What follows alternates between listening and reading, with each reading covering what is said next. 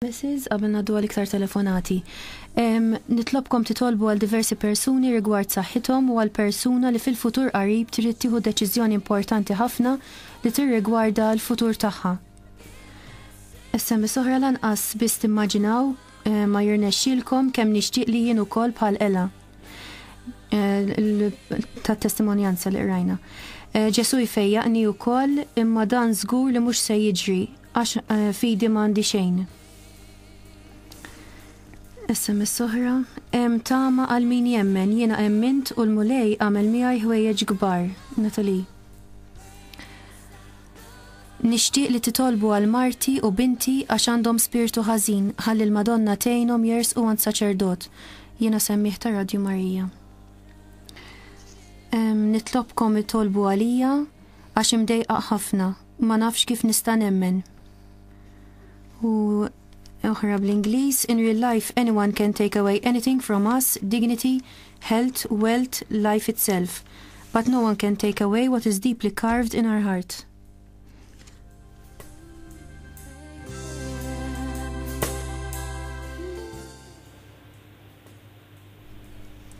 Hello? Hello? Min hemm fuq il-linja, please? Hello? Hello? Nselmulek? Nselmulek, l-ewwel darba li ċempin. Welcome. Jina kelli ħafna esperjenzi tal-Ewkaristija, fim. U anke jien nemmen kull ġurnata hija ġdida għall-Ewkaristija.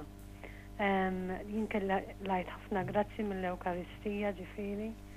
U nixtieq titolbu ħafna għalija u għall-familja tiegħi biex jerqu lejn Alla ġifieri. U grazzi tal-programm u grazzi ħafna. Nitolbu għalik, Sinjura ta'. Thank you very much. Bye. Bye-bye, grazzi. Hello? Hello, hi. Hello, Faċimakom. Proset ismu tal-klim sabiħ. Jien nemmen ħafna fl-Eukaristija. Jina meta nirċevih kull jum. Ngħidlu Ġesu tini grazzja li nħossok ġewwa fija. U nħossu ta' għax iġib li paċi u nħossni fil-paċi għalli volja jaddu ħafna affarijiet fil-ħajja, però nħoss il-paċi tiegħu Ġesu. Nirringrazzjah b'qalbi kollha ħin kollu nirringrazzjah. Amen. Nirringrazzjawk li qsamt magħna anke dil-paċi. Proset għalikom, paċi magħkom. Nixtieqkom titolbu li għall-familja x'għandi minnu naqra mbijat. Okay, nitolbu. U tolbu għalija u tolbu għal kulħadd. Jiena l-kulħadd nitlob Tlob għalikom, paċi magħkom mal-familji tagħkom u proset. Paċi miegħek, Sinjura. Paċi miegħek qalbi. Għaw żewġ SMS oħra għandkom ħafna raġun inħoss vojt infinit ġewwa fija u għaċ bla tarf għall-imħabba. Naf li hemm min iħobbni imma ma nħoss xejn.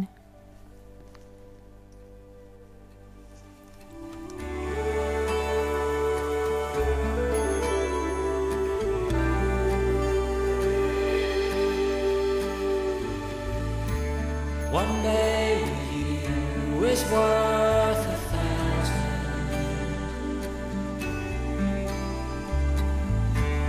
A 1,000 years is like one day.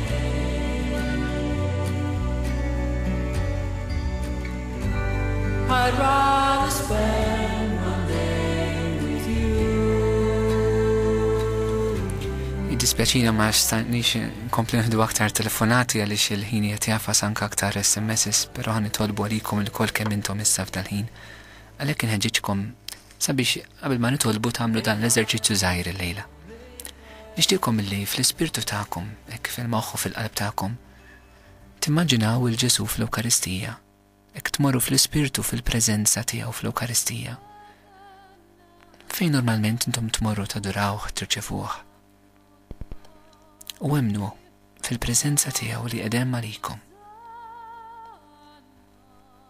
Mister Ħanin, aħna niġu f'dal-ħin qudiem il-preżenza ta' ibnek Ġesu. U nitolbuk basa biex inti tibgħat l-ispirtu tiegħek mill-ġdid fil-qalb tagħna. Nitolbuk missier sabiex inti tiġbidna lejn Ġesu għaliex Ġesu qalilna li ħadd ma jista' jiġi għandu jekk ma tkunx int ba li tiġbdu lejh. Għalhekk nitolbok missier, mod partikolari li f'dal-ħin inti tagħti l-grazzja lil daw kollha li huma imbedin minn Ġesu, minn daw kollha li ma jemminux fil-preżenza tiegħu fl-Ewkaristija. iġbidhom lejn Ġesu mulej. Missier iġbidhom lejn Ġesu fl-Ewkaristija. Għatihom id-don tal-Ispiritu Santu. Għatihom id-don tal-fidi. Għatihom il-grazzja li jemnu, għax li nemnu hija grazzja minn għandek pa. U nixtieq nitolbuk ukoll mulej Ġesu għal daw kollha illi jersqu lejk fl-Ewkaristija. Għatina l-koll kemm aħna d-don tal-fidi fik, li nemnu fik bil-verità, li nemnu fik mulej Ġesu, li jint mhux biss preżenti, imma li jint għandek il-qawwa li tfejjaqna, li jint għandek il-qawwa li tfarraġna, li jint għandek il-qawwa li tgħinna nerfu s-salib fil-ħajja tagħna biex ninaqdu nkunu ħaġa waħda miegħek. Nixtieq nitolbuk mulej għal tant nies li qed jitolbuna biex nitolbu għalihom.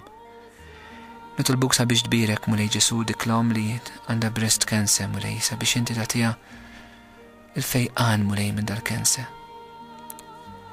Nitolbuk mulej Ġesu għal dik il-persuna li trid tieħu deċiżjoni ejna int mulej.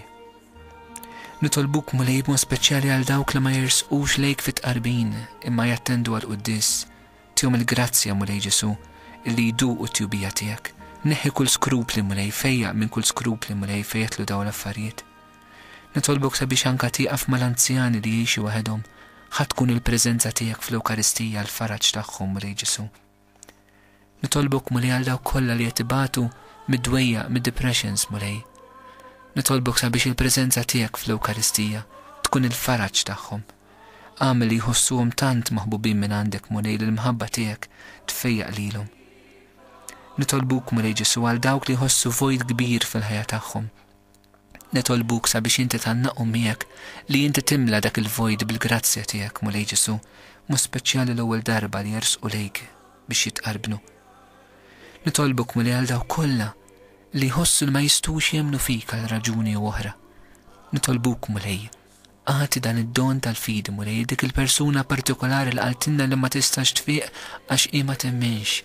Aħna mulej f'dal-ħin bħala l-Knisja tiegħek irridu nemnu fis-sima u nemnu għaliha u nitolbok mulej iqaf magħha f'dan il-mument stess, imlija bil-qawwa tiegħek, imlija bil-fidi fik.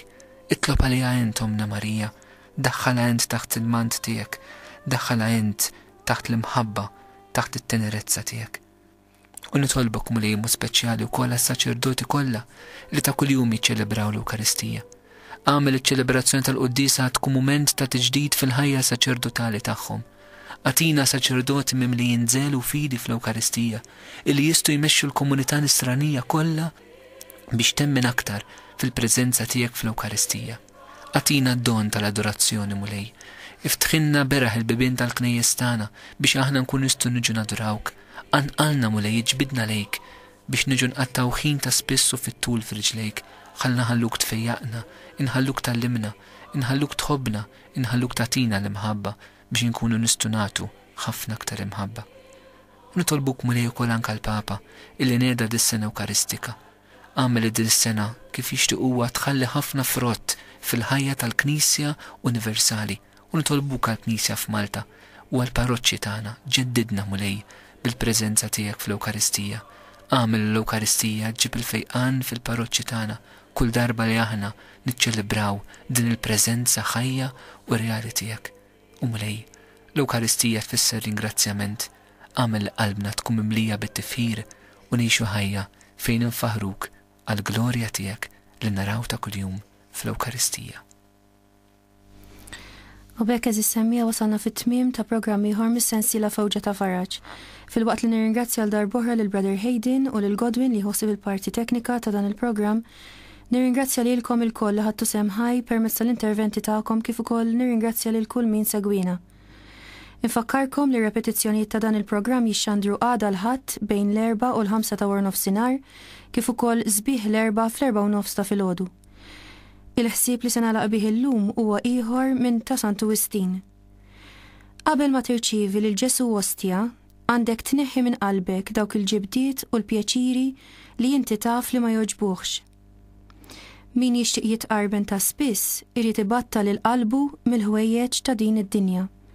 Il-paċi magħkom.